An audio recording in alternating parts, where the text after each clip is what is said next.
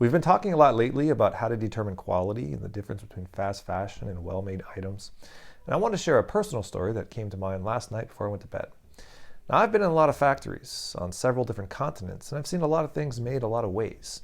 And one thing I've learned is that factories themselves are actually optimized for certain things.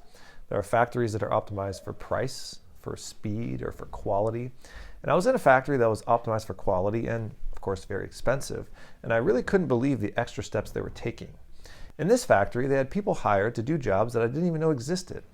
For example, when you make a shirt, you cut out a collar piece of fabric and then you iron on a fusible to it. The fusible is what gives the collar a little bit of stiffness. Now there's different grades of fusible and different stiffness levels, and we could talk about glue and fusible all day long. The point here is this factory had a person who, after the collar was cut out, their only job was to take a piece of tape, put the tape onto the collar, and then rip the tape off. The point of this job was simply to remove any dust particles that might accumulate on the collar piece from the moment it's cut to the moment it's fused.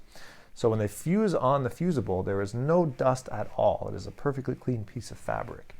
I've never seen this job before, and a lot of factories do not hire people just to do this.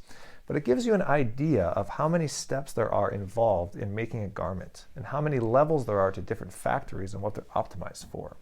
What's also interesting about this is, just like we spoke about brands marketing themselves on price or quality, factories do the same thing.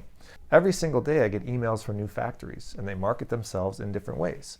Hey, we can make this for this price, or hey, we do these steps and make this kind of quality. So it all comes from the source. Whether it's the fabric or the factory or the brand, there are people optimized to make things in different ways, and there's lots of levels to the game.